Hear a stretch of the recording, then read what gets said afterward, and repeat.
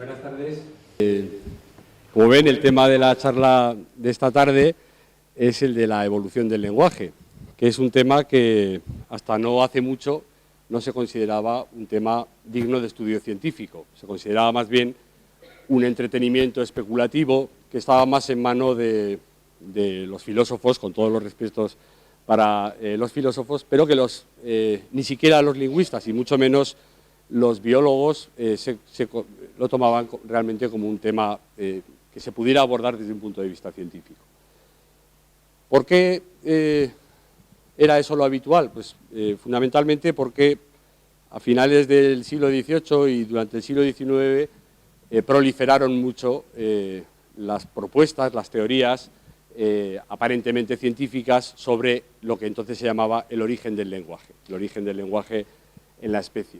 Pero se trataba de aproximaciones fundamentalmente especulativas, sin ningún tipo de contraste científico, empírico, que las hiciera falsables, que es la propiedad que debe tener todo lo que quiera parecerse a una hipótesis científica. De hecho, el tema del origen del lenguaje cayó en descrédito en los círculos científicos y es bien conocida la anécdota de la Sociedad Lingüística de París, una de las instituciones punteras en la lingüística de finales del siglo XIX, que directamente rechazaba por sus estatutos, puso que no se aceptaba ninguna publicación sobre el origen del lenguaje, precisamente por ese carácter especulativo, gratuito, a veces fantasioso, que tenían las propuestas que se hacían y que distraían de la verdadera ciencia lingüística, que era empírica, que era en esa época fundamentalmente la lingüística histórica y la dialectología. Y esto ha permanecido así pues, durante buena parte del siglo XX. Las grandes escuelas lingüísticas se han mantenido al margen del asunto de la evolución del lenguaje por considerarlo de poco interés científico. Sin embargo, en los últimos 15, 20 años las cosas han cambiado bastante, ¿sí?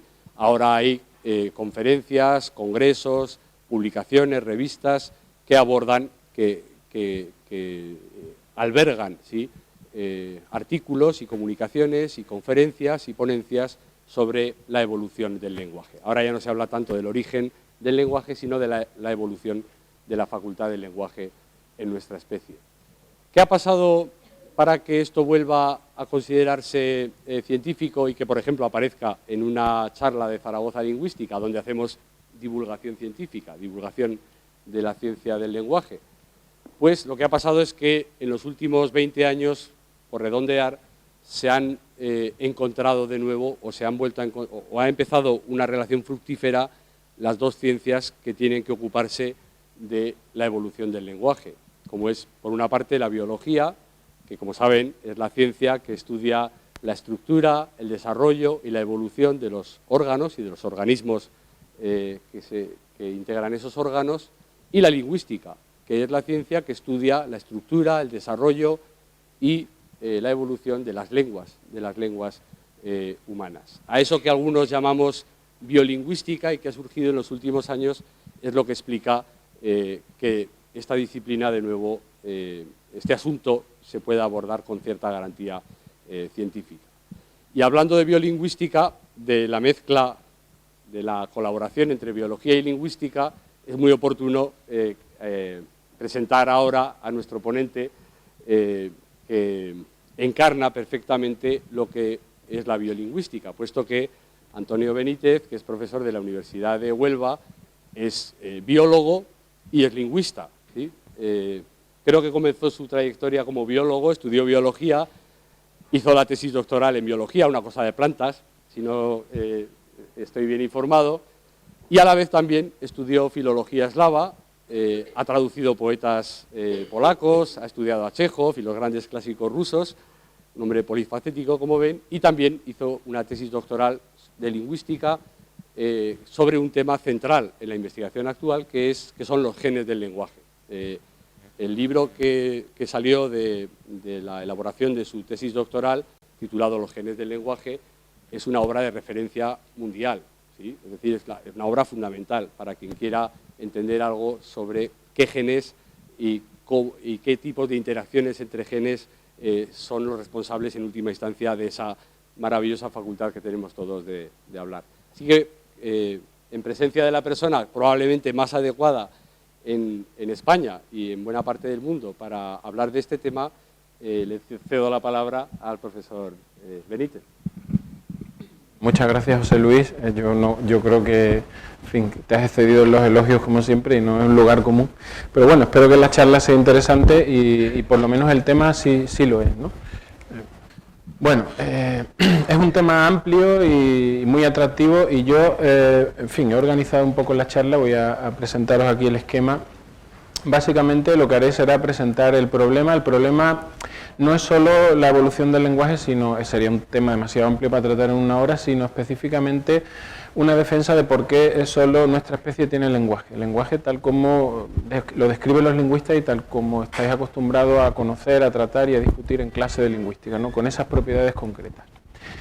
Aprovecharé para presentar una serie de herramientas que efectivamente hoy tenemos para analizar este problema que, como bien ha explicado José Luis, durante mucho tiempo ha estado reducido al ámbito de la pura especulación. Eso nos va a llevar necesariamente a preguntarnos por las capacidades comunicativas en otras especies, pero para llegar a la conclusión de que en principio no son de mucha ayuda en la resolución de esta pregunta. Y lo mismo sucederá en el caso de los indicios fósiles. Existen, pero tampoco nos ofrecen una respuesta concluyente a la pregunta inicial que nos hacemos y sobre la que va a tratar esta conferencia, ¿no? La solución, a mi modo de ver, pasa fundamentalmente por dos cosas, ¿no? En primer lugar, por plantearse realmente qué es la evolución, cómo funciona la evolución y qué está evolucionando en el caso del lenguaje. Y eso, en buena medida, supone replantear el origen y la evolución del lenguaje en términos de la evolución del sistema de computación, es decir, el mecanismo que utilizamos para combinar palabras y generar oraciones. Haciendo eso, por un lado, encontraremos nuevos indicios fósiles de esta facultad y probablemente nuevos indicios comparados en otras especies, y también los indicios que anteriormente parecían poco concluyentes, pues realmente lo serán, pero a la luz de este nuevo enfoque, ¿no? Y básicamente esas serán un poco las conclusiones, que además se traducirán en la respuesta que yo creo más adecuada a esa pregunta inicial, y es que efectivamente solo nosotros tenemos esta capacidad, lo cual no quiere decir que no haya continuidad evolutiva y que encontremos componentes del lenguaje humano en otras especies vivas y extintas. Un poco esa será la conclusión de la conferencia, ¿no? Bueno. El problema básicamente que nos estamos planteando es dónde situar el lenguaje humano en esta especie de árbol filogenético de los sistemas de comunicación en la naturaleza. Aquí lo tenemos situado. En principio este árbol es intuitivo. Todos pensamos que el lenguaje es una herramienta de comunicación y por tanto debe estar en algún lugar en esta secuencia de hechos evolutivos que van desde formas muy primitivas de comunicación hasta esta herramienta sofisticada que nosotros tenemos. La pregunta que también nos vamos a hacer es tratar de determinar qué tipo de capacidades tenían especies de homínidos extintas en ese sentido, y si eran como las nuestras o realmente debemos esperar algún tipo de diferencia cualitativa con lo que nosotros somos capaces de hacer. Bueno, como os decía, ¿no? Hay una serie de herramientas que nos permiten tratar este problema de una manera más científica, más sistemática, más productiva que lo que sucedía hace 50 años y por supuesto hace 100 años. Básicamente esas estrategias pasan por buscar facultades que sean homólogas. Homóloga es un término que se utiliza en biología para hacer referencia a una estructura o a dos estructuras presentes en dos especies pero que tienen un antecesor común. Por supuesto, el segundo tipo de indicio pues son los indicios de tipo fósil, es decir, restos que podamos encontrar asociados a especies extintas pero que ilustren de alguna forma el itinerario evolutivo seguido por el lenguaje. Es verdad que hay otras herramientas auxiliares, pero también proporcionan bastante información acerca de esta cuestión. Por ejemplo, el propio análisis de las lenguas actuales y especialmente de ciertos sistemas que encontramos asociados a ciertas condiciones sociolingüísticas especiales como las lenguas criollas, lo que nos dice la propia teoría lingüística sobre aquellas propiedades que encontramos sistemáticamente en todas las lenguas humanas. Todos los estudios actuales acerca de adquisición del lenguaje, aunque, en fin, esto hay que tener cuidado porque no podemos asumir sin más que el desarrollo del lenguaje en el individuo recapitula el desarrollo del lenguaje en la especie. Aún así, efectivamente, hay datos que son interesantes y que podemos utilizar para esta discusión evolutiva, ¿no? Por ejemplo, todo lo que sabemos hoy acerca de patologías del lenguaje. Hay trastornos en los cuales observamos una regresión que nos conduce a una capacidad lingüística que podríamos llamar atávica, es decir, que probablemente o estaríamos tentados de pensar que se parece a lo que otras especies de homínidos pudieron tener, o que incluso se parecen a lo que otras especies de primates son capaces de hacer, bien en la naturaleza o bien en condiciones experimentales. En fin, simulaciones computacionales, etc. Pero bueno, básicamente son las dos fuentes de información fundamentales. No es un problema baladí determinar cuáles son las facultades que debemos buscar en otras especies vivas, o en otras palabras, con qué capacidades o con qué facultades vamos a comparar el lenguaje humano. Y por supuesto tampoco es sencillo determinar qué tipo de indicios fósiles debemos buscar. ¿Son huesos? ¿Son restos de escritura? ¿Son restos del propio lenguaje? En el primer caso, efectivamente debemos ir a la naturaleza y ver qué son capaces de hacer otras especies vivas. Pero antes, seguramente deberíamos repensar o replantearnos o caracterizar con más detalle qué es exactamente esa facultad que vamos a buscar en otras especies y cómo vamos a caracterizarla. Es decir, caracterizar el lenguaje, supongo que eso ya José Luis y Mami nos habrán dado bastante la lata, ¿no?, sobre qué es el lenguaje, qué propiedades tiene, y que es una simplificación seguramente decir que es simplemente un código, un sistema de comunicación. Aquí, por ejemplo, tenéis lo que puede ser un consenso acerca de las propiedades que tiene la facultad del lenguaje humano. Es un sistema de representación y, en último término, de comunicación que utiliza símbolos, pero símbolos combinados de una cierta manera. No son símbolos que se combinen linealmente, sino que esos símbolos se combinan formando estructuras susceptibles de un análisis más complejo y además se pueden combinar indefinidamente o de forma recursiva, ¿no? Esas estructuras pueden o reciben una interpretación semántica compleja, en el sentido de que el propio significado lingüístico es composicional, ¿no? Resulta de la combinación de símbolos y a su vez la propia estructura en que se combinan aporta una parte del significado de las oraciones. Y luego tiene una serie de propiedades formales que claramente nos alejan de esa idea de las oraciones como cadenas de palabras. En fin, supongo que eso es algo que conocéis, ¿no? Esas secuencias finalmente se exteriorizan normalmente a través del aparato fonador, es decir, generamos sonido que oímos, pero en algunas personas eso se hace a través de un canal visual o gestual visual. Son secuencias de gestos que se observan visualmente. En fin, y luego hay otra serie de propiedades que no. La clave probablemente está en buscar qué propiedades de estas que entendemos que son nucleares en el lenguaje humano definen o podemos encontrar en otros sistemas de comunicación en la naturaleza. Algo así, por ejemplo, ¿no? Buscando en cada uno de estos sistemas esas propiedades, podríamos quizás seleccionar tres, ¿no?, que necesariamente deben aparecer y deben hacerlo además de forma conjunta. Una es la idea del simbolismo, otra sería la idea de la sintaxis, es decir, la capacidad de combinar esos símbolos de cierta manera, y la tercera pues sería la idea de la composicionalidad del significado lingüístico. En lo que se refiere al primer caso, y yo por supuesto no voy a entrar en detalles, ¿no?, hay indicios de algún tipo de simbolismo primitivo en algunas especies de primates. Por ejemplo, aquí tenéis este tipo de monos que emiten diferentes tipos de sonidos en respuesta a diferentes tipos de predadores. Haciendo un importante esfuerzo de imaginación, uno podría asignar o establecer un paralelismo entre esos ruidos y palabras, en el sentido de que son asociaciones más o menos arbitrarias de sonidos a un supuesto significado, que por otro lado es difícil saber cuál es decir, no hay una asociación unívoca entre ese sonido y un significado concreto, porque ¿qué significa este ruido?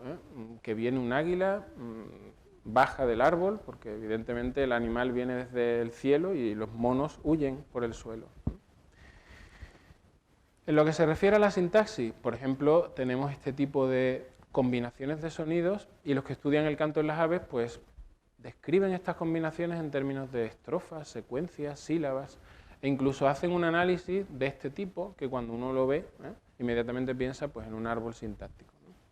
Pero claro, eso también es un poco engañoso porque lo que hay que preguntarse es qué capacidad de combinación hace falta para generar este tipo de cosas con independencia del aspecto formal que uno le dé al final.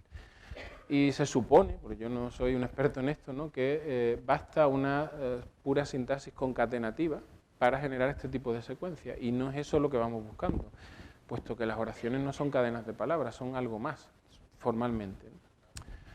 Pero en fin, existe una capacidad combinatoria en la naturaleza, igual que puede que exista una capacidad simbólica.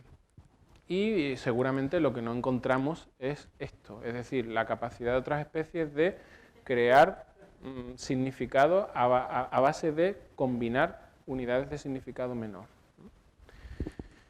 Eso lleva a un problema que se suele conocer como el problema de la discontinuidad evolutiva del lenguaje. Lo podemos ir formulando, ¿no?, un poco más detalladamente de esta forma. No hay nada parecido al lenguaje en la naturaleza, ni en términos de complejidad computacional. Hemos visto que esas secuencias de sonidos son más fáciles de generar, o la capacidad de combinación que hace falta es menos productiva o menos potente, si queréis.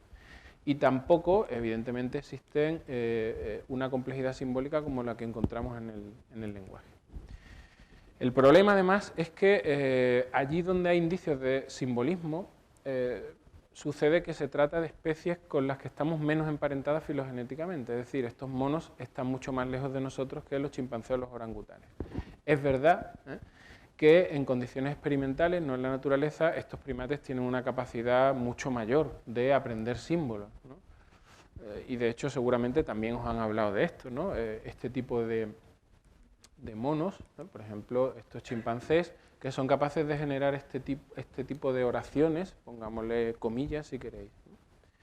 Claramente son capaces de aprender asociaciones arbitrarias entre, en este caso es lengua de signos, la que usan los sordos, y significados, y de combinarlos de forma productiva. No está claro por qué lo hacen, si es un simple proceso de estímulo-respuesta, es decir, al mono le dan comida o dulces y hace ese tipo de cosas.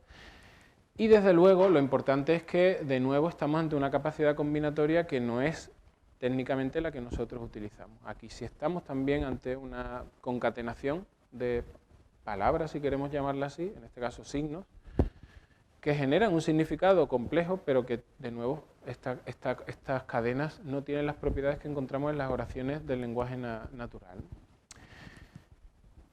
Y lo que se refiere a la capacidad de computación, pues hemos visto que aparece en aves que están mucho más alejadas de nosotros todavía que los primates. Y es verdad que en condiciones experimentales estas aves en el laboratorio también parecen capaces de superar esa capacidad que normalmente observan o presentan en la naturaleza, ¿no? Por ejemplo, hay una serie de controvertidos experimentos con estorninos que parecen sugerir que pueden ser capaces de distinguir o tener en su cabeza dos tipos de gramática. Esta, que es la que hemos visto sistemáticamente en otras especies, la concatenación, y esta, que no voy a entrar en detalles, ¿no?, que sería una gramática recursiva, es decir, capaz de ir añadiendo nuevos motivos, por no llamarlo cláusulas, ¿no?, a una estructura que está en proceso de crecimiento. En fin, el problema es que estas especies se separaron de nosotros hace millones de años, cientos de millones de años, y esperamos que las capacidades más parecidas a las que son necesarias para el lenguaje estén presentes en las especies más emparentadas con nosotros, las que se separaron hace menos tiempo. Bueno, este es el problema entonces de la discontinuidad. ¿De qué evoluciona el lenguaje si no observamos cosas parecidas en nuestros parientes más próximos? ¿De verdad el lenguaje evoluciona de una manera darwiniana, ¿no?, por modificación pausada y prolongada en el tiempo de un rasgo original, un sistema de comunicación, si queréis? ¿Y cuál es eso? ¿De verdad es la comunicación la forma de exteriorizar o es la cognición, la forma de pensar? Son preguntas que están ahí, pero que son importantes, lógicamente, para el problema o la pregunta general que nos estamos planteando. En lo que se refiere a los indicios fósiles, pues la situación es parecida, es decir, no hay una respuesta concluyente que podamos encontrar excavando el suelo y buscando este tipo de indicios. Bueno, hay muchos tipos de indicios, algunos más razonables y otros menos concluyentes. Yo voy a presentarlos rápidamente, ¿no? Nosotros en realidad lo que querríamos encontrar es algo así, ¿no? Es decir, un indicio directo del lenguaje, ¿no? Hay una oración en algún tipo de código primitivo donde pudiéramos analizar lingüísticamente, pero obviamente eso no existe, el lenguaje no fosiliza y por eso tenemos que recurrir a indicios indirectos Y el problema de los indicios indirectos es que obliga a inferencias que muchas veces no están fundadas o que no son legítimas desde un punto de vista científico. Bueno, las vamos a presentar un poco para que veáis qué aspecto tiene eso.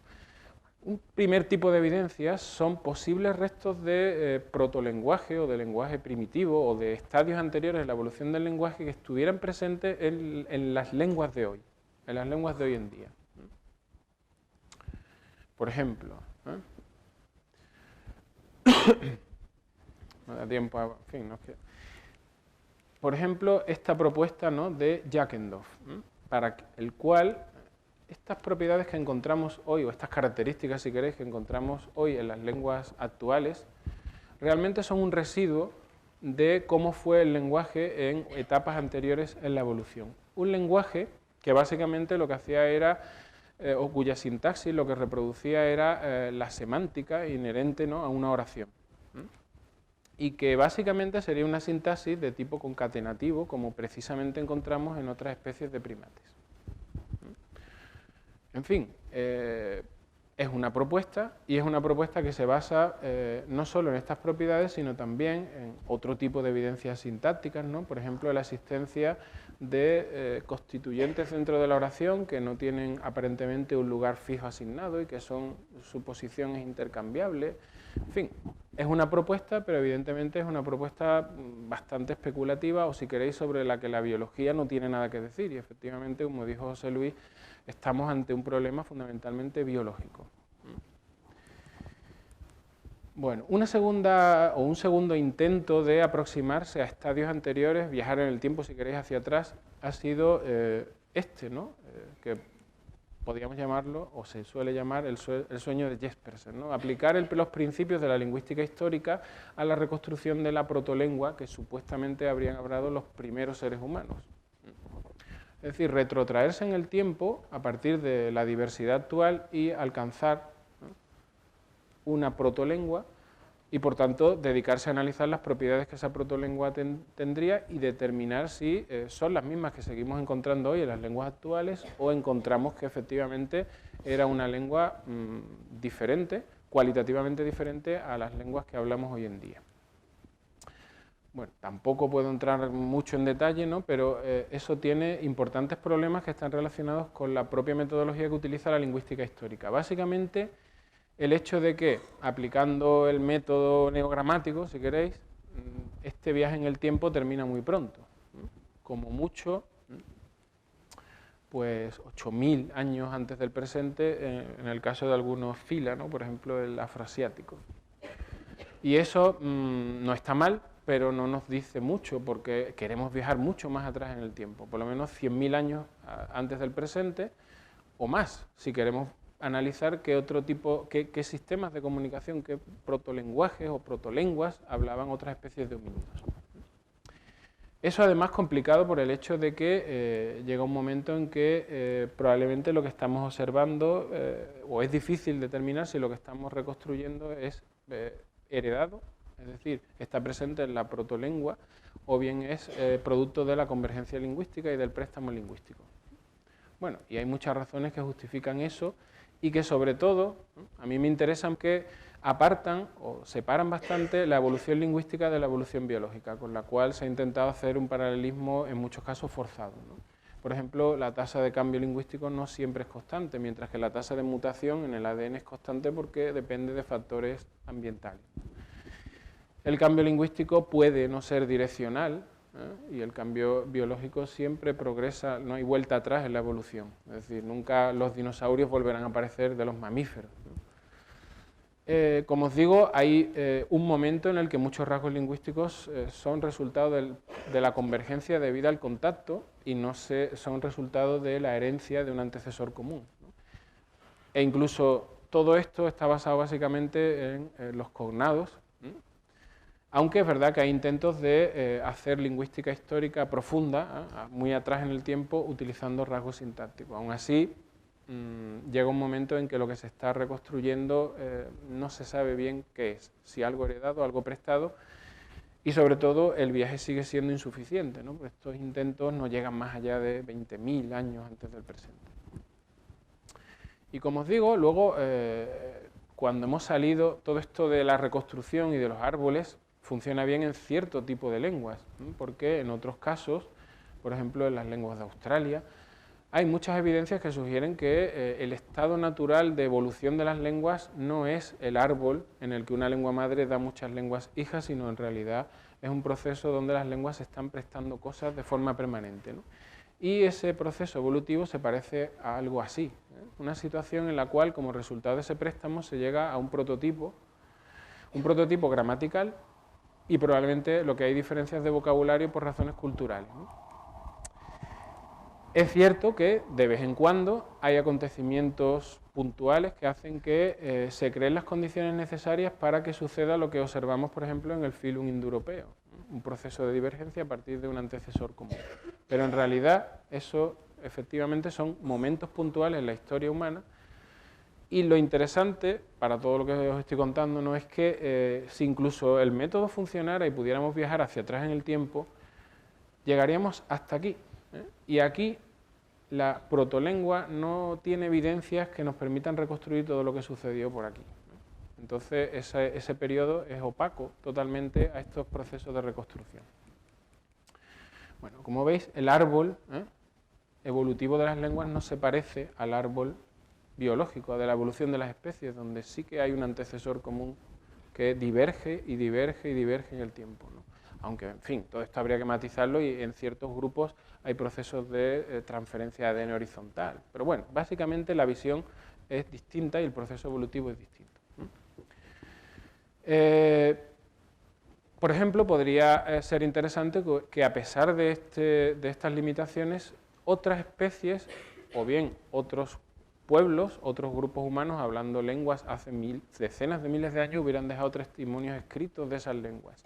Entonces nos evitaríamos el problema de tener que recurrir al método de la reconstrucción, pero como veis, ¿no?, eso es también un viaje muy corto porque la escritura se inventó hace poco.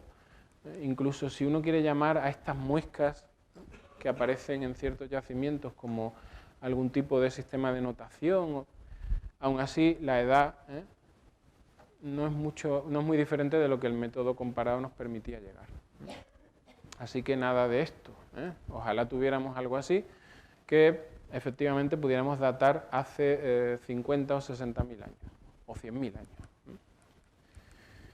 Bueno, ¿cuáles son los indicios que hoy, ¿no?, en la moderna evolución del lenguaje utilizamos? Pues básicamente son indicios que efectivamente fosilicen, y esos indicios son dos. Bueno, no este, ¿no?, sino básicamente restos del aparato fonador y de los sistemas auditivos, y lo que se suelen llamar indicios del comportamiento humano moderno, básicamente indicios de simbolismo. Bien, el problema es que esos indicios no son realmente informativos. Informan, pero no informan del verdadero núcleo de la cuestión que estamos tratando. Fijaos, un elemento tradicionalmente utilizado para supuestamente inferir la presencia del lenguaje moderno en otras especies es un tracto vocal moderno, como el que tiene la especie humana, con la laringe descendida. Pero eso, por ejemplo, aparece en muchas especies animales que claramente no tienen lenguaje. Aquí, lo he puesto pequeño, ¿no?, para que no podáis verlo y no daros mucho la lata. Aquí lo que en realidad se ha hecho es reconstruir el audiograma, es decir, la capacidad auditiva de especies fósiles a partir de los huesos del oído que se han encontrado en los yacimientos, ¿no? Y, por ejemplo, vemos que algunas especies del género Homo, como el Homo heidelbergensis, tenían una capacidad auditiva moderna. Entonces uno está tentado de hacer esa inferencia, ¿no? Si oían como nosotros, hablaban como nosotros y tenían un lenguaje como nosotros. Y esto igual, ¿no? Si su laringe era como nosotros, la nuestra, hablaban como nosotros y tenían lenguaje como nosotros.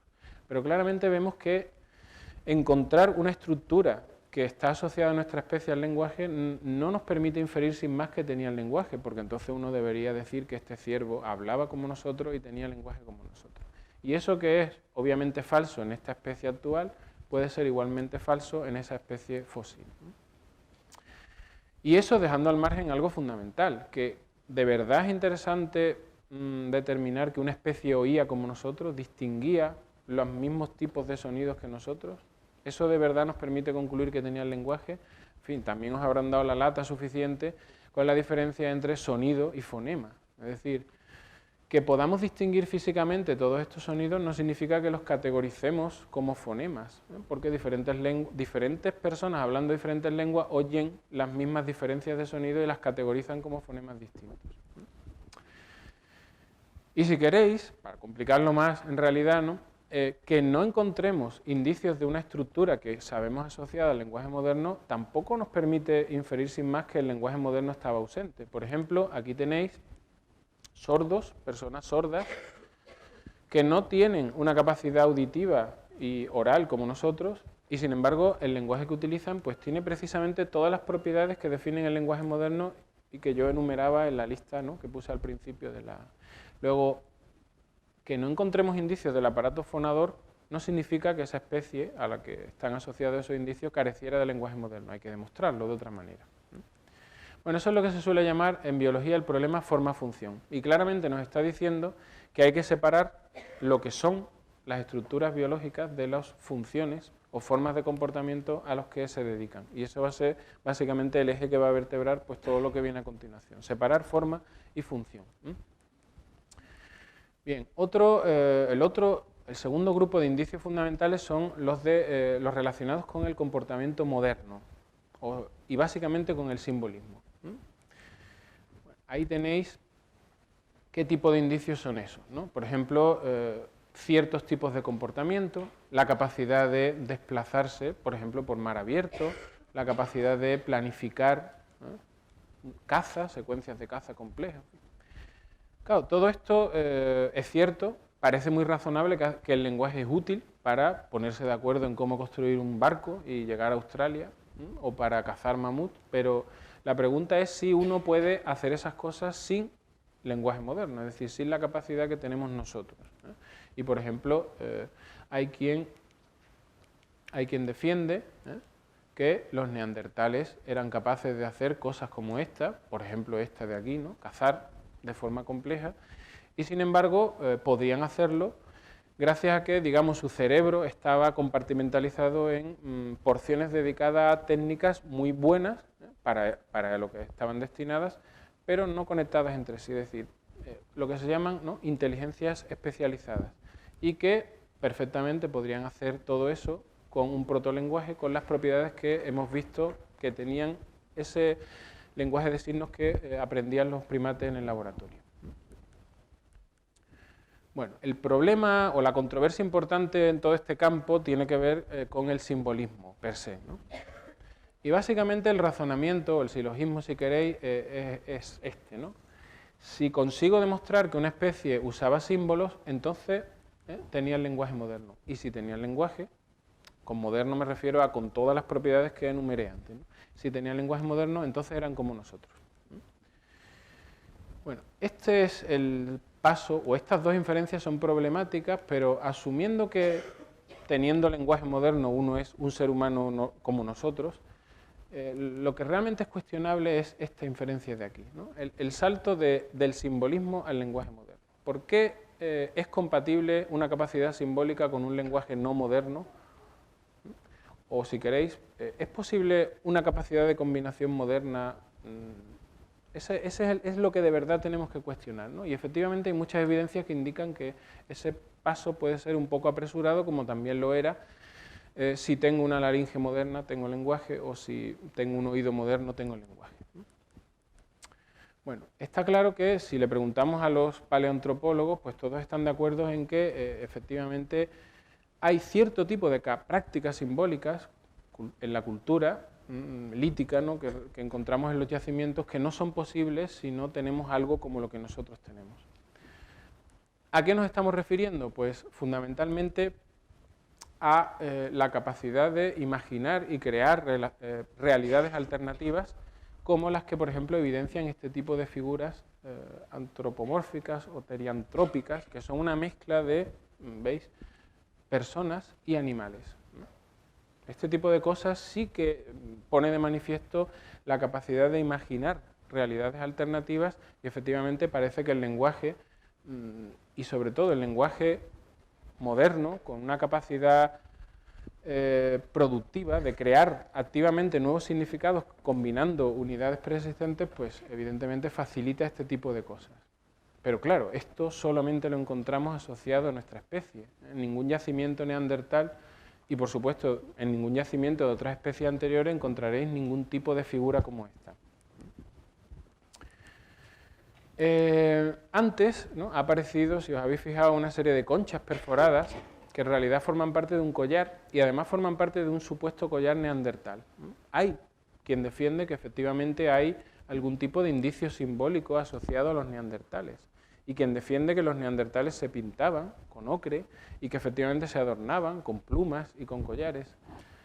La pregunta de verdad es, o el punto de controversia de verdad es si ese tipo de prácticas, por lo menos esas, nos permiten concluir que al menos los neandertales sí tenían lenguaje moderno. Claro, eso también habría que analizarlo con cautela. ¿En qué sentido? Ahí tenéis el collar, ¿no?, al que os hacía referencia. Bueno, en el sentido fundamental, que es otra de las cosas que habréis tratado seguramente en clase, ¿no?, de que no debemos, una vez más, seguir confundiendo el lenguaje con un código, con una asociación arbitraria de significados a ciertos significantes. Básicamente, la cultura o el significado cultural es opaco, es decir, uno no puede entender una cultura si alguien no le explica cómo se están usando los símbolos en esa cultura. Sin embargo, uno es capaz de entender este tipo de oraciones sin necesidad de que nadie le explique nada, simplemente conociendo el significado de cada una de las palabras y conociendo las reglas que uno ha utilizado para combinarlas y crear esta oración. Luego, la clave seguramente está aquí. La clave está seguramente no en la capacidad de usar símbolos, sino en la capacidad de combinar esos símbolos de cierta manera, que en realidad es un poco la conclusión que hemos ido viendo cuando hemos analizado qué hacían con esos símbolos otras especies de primates y qué capacidades tenían de combinar en general otras especies de animales vivas. De hecho, antes hemos visto animales usando símbolos. Luego la clave no puede estar en el simbolismo. La clave debe estar efectivamente aquí, ¿no?, en qué capacidad tenían estas especies de combinar esos símbolos. Bueno, la idea es un poco acotar, con todo este tipo de evidencias, acotar el problema. Preguntarse cómo ha evolucionado el lenguaje es una pregunta demasiado general. Vemos que claramente explicar la aparición del lenguaje es explicar en concreto una de las muchas propiedades que tiene el lenguaje, y es la capacidad concreta de combinar símbolos de la manera en que lo hace o lo hacemos nosotros y que podemos observar en las lenguas actuales. Y por supuesto tratar de situar la aparición de esa capacidad en algún momento en el tiempo y poder decir qué especies de homínidos eran capaces de utilizarla y qué especies no. Luego, la idea es que efectivamente es aquí donde debemos buscar los problemas, y es esta capacidad, o cuando desapareció, ¿no?, si queréis usar el chiste, ¿no?, cuando desapareció la capacidad de tener errores sintácticos, en definitiva, cuando apareció la capacidad de incrementar la capacidad sintáctica, es cuando realmente podemos decir que apareció el lenguaje moderno. Bien, dar respuesta a esa pregunta, como os decía, ¿no?, cuando puse el programa un poco de la charla, el índice, básicamente nos obliga a repensar qué es la evolución, cómo evoluciona en general las estructuras biológicas y cómo ha evolucionado el lenguaje. Bueno. Probablemente sea esa la única manera de responder o de resolver estos 4 problemas a los que hemos llegado, que parecen un callejón sin salida, ¿no?, y que probablemente nos llevarían a pensar que no somos capaces de dar respuesta a esta pregunta que nos hacíamos al principio, ¿no? El problema de la discontinuidad, no hay nada parecido en especies próximas. El problema de la forma-función, es decir, no me sirven de nada estos indicios de las estructuras, puesto que no sé qué función hacían en esas otras especies. Y esto que podemos llamar, si queréis, el problema computacional, es decir, cuándo apareció y por qué esta capacidad especial de combinar los símbolos de la manera en que nosotros lo hacemos. Bien, En esto que José Luis llamaba la biolingüística, ¿no?, hay un poco una promesa de que la biología tiene la respuesta de todo, y en particular la respuesta de esta pregunta que nos estábamos haciendo. Con las técnicas que hoy disponen los biólogos, no será mucho más fácil que con los indicios que venimos trabajando tradicionales, fósiles, capacidad de comunicación en otras especies. No habrá oculto ahí, en la capacidad que tenemos de analizar el ADN o de analizar el funcionamiento del cerebro, una forma de encontrar nuevas pruebas que nos eviten los problemas que tienen las tradicionales. Efectivamente, con estas herramientas hoy hemos podido profundizar mucho en nuestra comprensión de lo que es la facultad del lenguaje, ¿no? Hasta ahora hemos estado aquí describiendo cuáles son las propiedades de las lenguas y probablemente qué tienen en común todas esas lenguas y por tanto es patrimonio de todos los seres humanos que las hablan. Hoy podemos ver cómo funciona el cerebro de un hablante mientras está procesando la lengua e incluso sabemos cuáles son los genes que regulan el desarrollo de esas áreas cerebrales que luego son importantes para el procesamiento del lenguaje. Esto nos abre sustancialmente el abanico de posibles indicios fósiles, si queréis, de la evolución del lenguaje. Por ejemplo, podríamos preguntarnos si hay restos del cerebro y de la estructura cerebral de especies extintas donde podamos trazar mejor ese itinerario evolutivo. Uno de esos puede ser la lateralización y de hecho se utiliza como un indicio para la aparición del lenguaje moderno. ¿En qué sentido? Pues que en el sentido de que el lenguaje humano está lateralizado, ya sabéis que depende más del hemisferio izquierdo que del derecho, y una forma de encontrar o de inferir los patrones de lateralización cerebral es preguntarse si hay destralidad o no en la capacidad de manipulación de una determinada especie. Por ejemplo, los chimpancés son ambidiestros, no a nivel individual, sino a nivel poblacional, es decir, la mitad son diestros, la mitad son zurdos. Solo a partir de ciertas especies de nuestro género, del género Homo, aparece un patrón de lateralización moderno. Podemos saberlo, por ejemplo, viendo cuál es la orientación de las lascas cuando tallamos una piedra. A partir de ahí se puede saber si el que talló la piedra usó la mano derecha o la izquierda. Y efectivamente, a partir del Homo ergaster, pues encontramos un patrón de lateralización moderno. Entonces, de nuevo, ¿la tentación cuál es? Si el patrón de lateralización cerebral es moderno y el lenguaje necesita un cerebro lateralizado, entonces tenían lenguaje. Evidencias más directas, pues por ejemplo las tenéis aquí, ¿no? Esto es un molde en yeso de un cráneo de Homo erectus y veis aquí localizado en rojo el área de Broca. El área de Broca ya sabéis que es una parte importante del cerebro y aunque hay un debate importante acerca de qué función satisface, probablemente sí tiene algún tipo de papel importante en el procesamiento sintáctico. Pero claro, aquí estamos en realidad en el mismo problema que en el caso del aparato fonador o del aparato auditivo. ¿Por qué? Porque todos los primates tienen área de Broca. En todos los primates el área de Broca del hemisferio izquierdo es mayor que la del hemisferio derecho. La lateralización es un rasgo arcaico en los mamíferos. Luego, en realidad, igual que no podemos inferir sin más a partir de un molde de un cráneo de chimpancé que tenía lenguaje, a pesar de tener un área de Broca lateralizada, deberíamos tener el mismo cuidado a la hora de hacerlo en el caso de, por ejemplo, este Homo erectus. Un segundo tipo de evidencia todavía más atractiva a priori, pues son estas evidencias de tipo genético. Es decir, hoy sabemos mucho sobre qué genes controlan el desarrollo del cerebro y sabemos cuáles genes son importantes a la hora de explicar la aparición de trastornos. Claramente esos genes también deben haber desempeñado un papel importante en la evolución del cerebro lingüístico, si queréis llamarlo así, ¿no?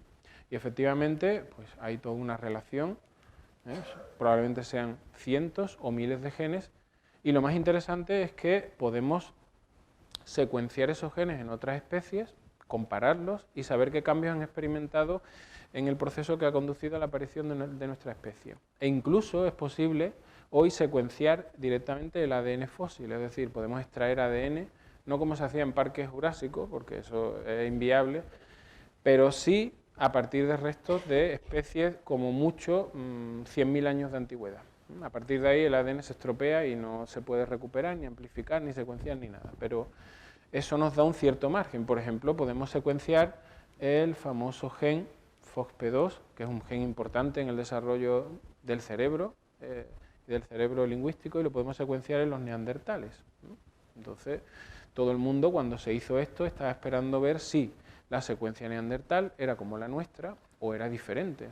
Si era diferente, podríamos pensar que los cambios acumulados, que son estos dos, los cambios acumulados en nuestra especie en relación, por ejemplo, con el chimpancé, eran específicos de nuestra especie y probablemente podrían explicar la aparición del lenguaje en los seres humanos, o a lo peor, eran compartidos con los neandertales y entonces teníamos un problema. O bien este gen no es tan importante como creemos para explicar las propiedades del lenguaje humano, o bien los neandertales tenían un lenguaje como el nuestro.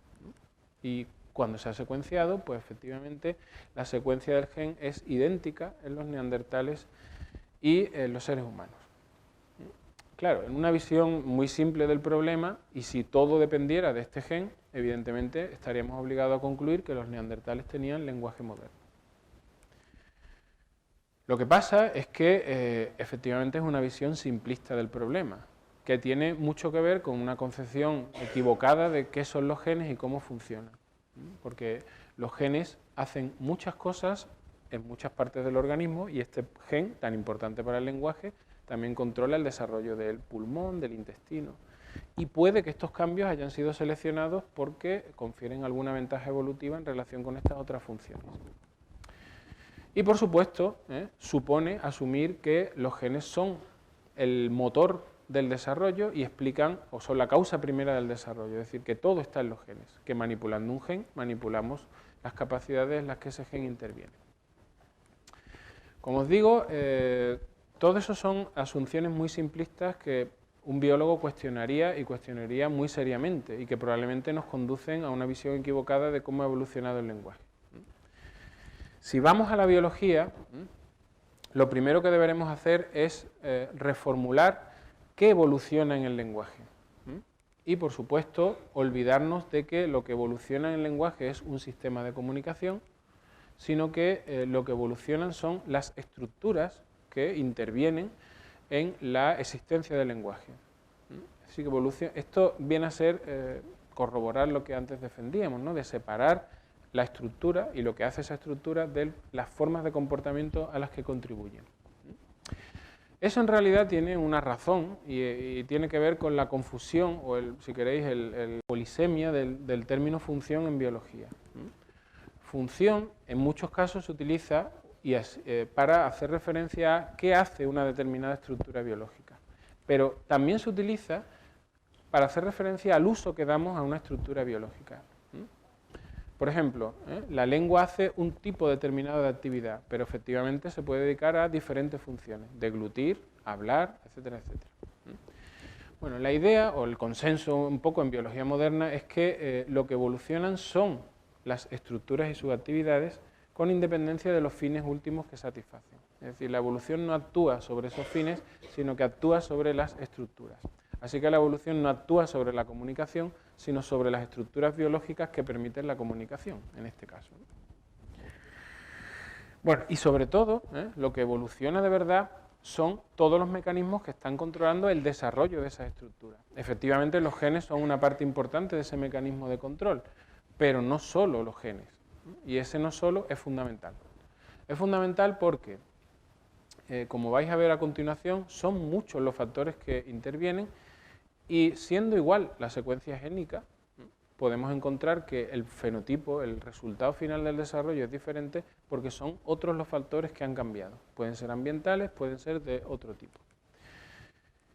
Y sobre todo, bueno, lo tenéis aquí un poco, ¿no?, para que lo veáis gráficamente, ¿no?, y no voy a entrar ni mucho menos en esto, ¿no?, pero desde proteínas que heredamos a través del óvulo, elementos como hormonas, neurotransmisores, los propios factores ambientales, etcétera, etcétera, ¿no? La idea es que alterando cualquiera de estos elementos reguladores, alteramos el desarrollo del organismo y en muchos casos sin necesidad de tocar sus genes, ¿no? Eso nos lleva a una situación interesante en la cual separamos bastante el genotipo, es decir, el patrimonio genético, el conjunto de genes del fenotipo, es decir, los caracteres a los que contribuyen esos genes. Así que eso, si lo pensamos en términos de lo que veíamos antes, la mutación de ciertos genes, no necesariamente la mutación de un gen va a alterar el fenotipo y no necesariamente dos individuos o dos especies con el mismo genotipo van a tener el mismo fenotipo, ¿no?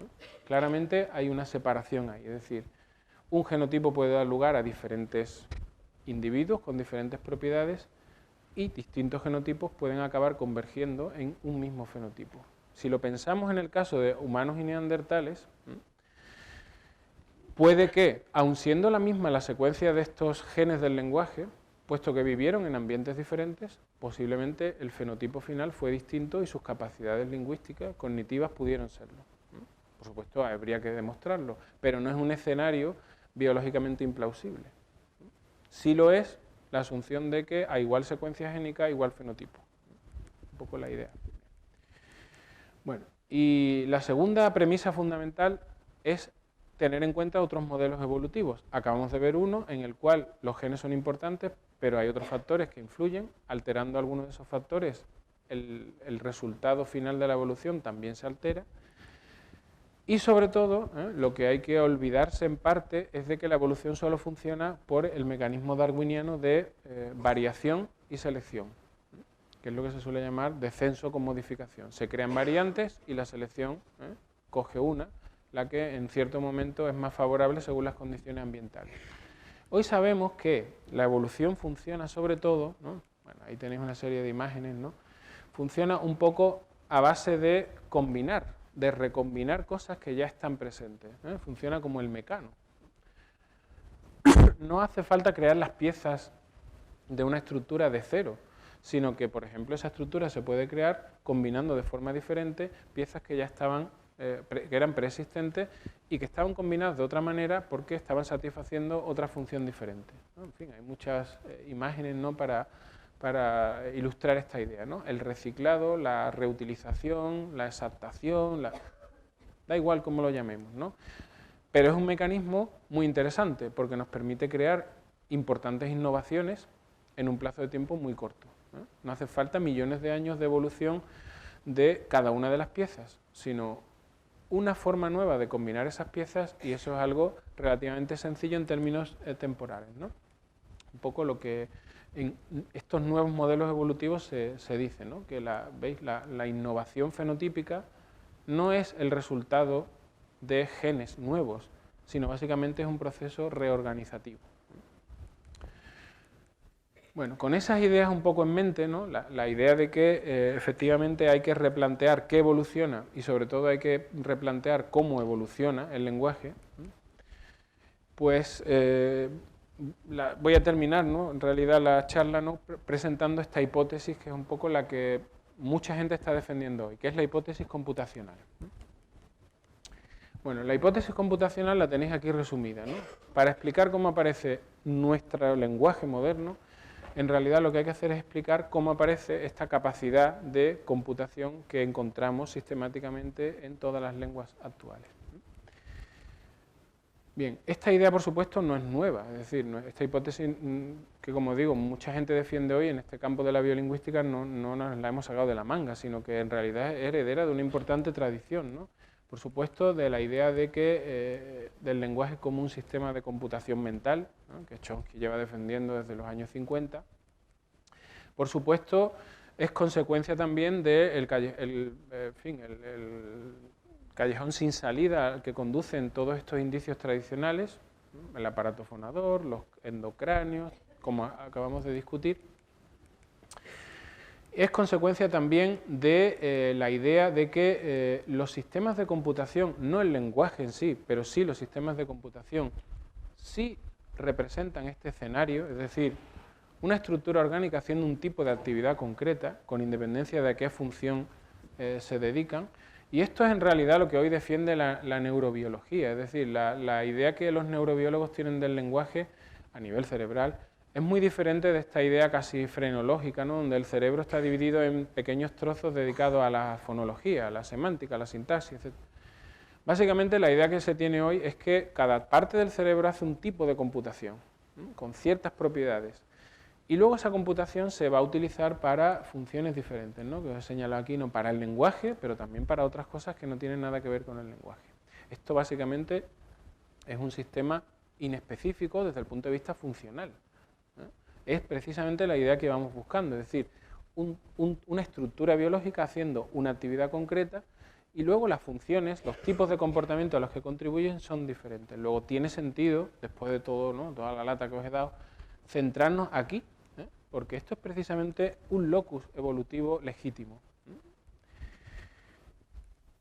Luego, planteemos mejor la situación así, ¿no? Olvidémonos de esta idea de que el lenguaje es el resultado final de un proceso de evolución de los sistemas de comunicación y centrémonos en cómo han evolucionado estas capacidades.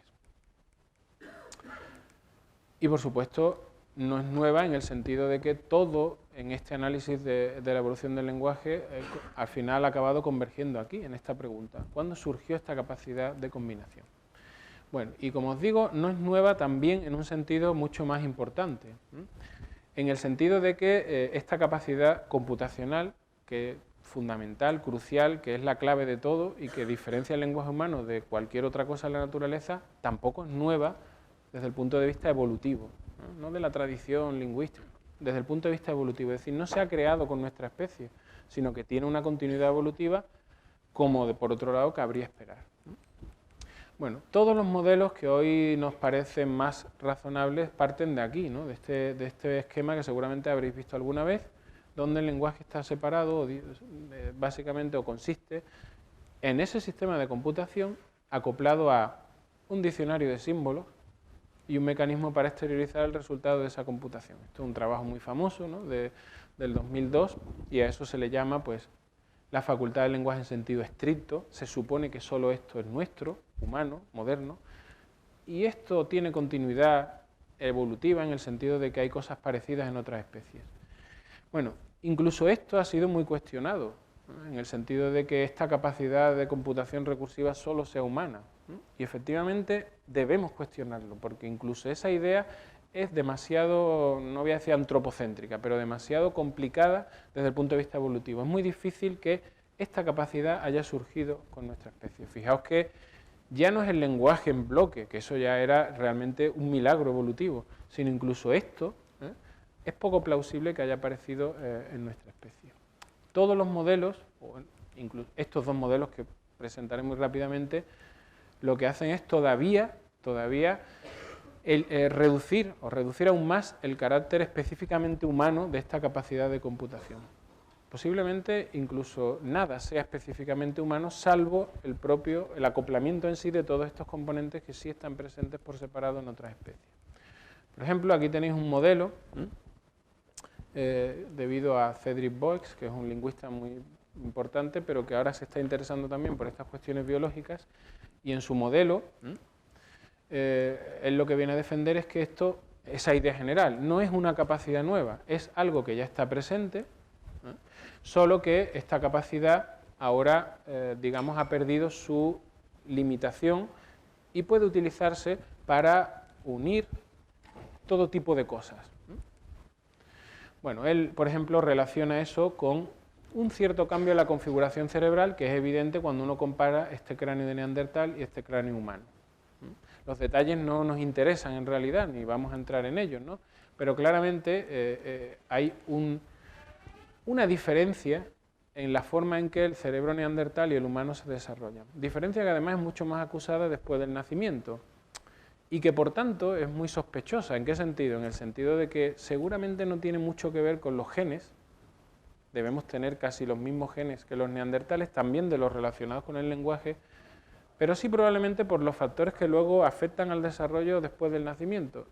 Y precisamente nos sitúan en ese escenario que yo planteaba antes, donde la alteración de otros factores no genéticos son los que explican estas nuevas innovaciones. Ya os digo que no voy a entrar en detalle, pero para un lingüista las predicciones que hace este modelo son realmente interesantes, porque básicamente también a nivel lingüístico van encaminadas a, en fin, las pongo ahí pero ni las voy a comentar, van encaminadas precisamente a reducir la idiosincrasia del lenguaje humano y a encontrar mucha más continuidad de la que a priori creíamos que existía en otras especies. Y a dar entrada también en la evolución del lenguaje a algo que mucha gente viene reclamando desde hace mucho tiempo, y es la evolución cultural. El papel de la evolución cultural en la evolución del lenguaje, que como veis, pues está constreñida no solo a los aspectos sociolingüísticos, pragmáticos, sino a parcelas importantes de la propia estructura del lenguaje. En fin, no voy a entrar en eso.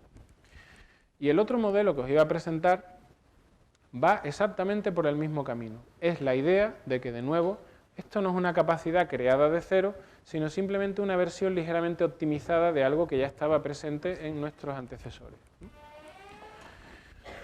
Bueno, como os digo, parece que hay una especie de misterio en esta palabra computar, que hay que disipar rápidamente. Computar no es más que combinar. Y de nuevo, este planteamiento no es nuevo en el sentido de que hay toda una tradición analizando diferentes sistemas de computación y dónde encajaría mejor el lenguaje humano, ¿no?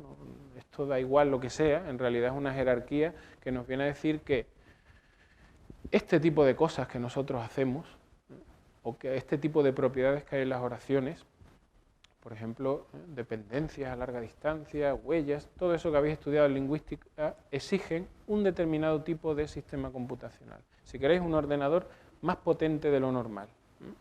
Luego, la clave no está en explicar cómo apareció el ordenador, sino por qué se volvió más potente. Como veis, nos sitúa un poco fuera de ese escenario del milagro y encontramos continuidad, porque casi todas las piezas del ordenador las heredamos y solo optimizamos algo concreto, la posibilidad de hacer esto, cuando otras especies solo hacen esto, o la mayoría esto, ¿no? Este tipo de concatenación. Bueno, nosotros, ¿no?, por ejemplo, en el grupo al que yo pertenezco, lo que hemos hecho ha sido tratar de dar un sustento biológico a esa posibilidad.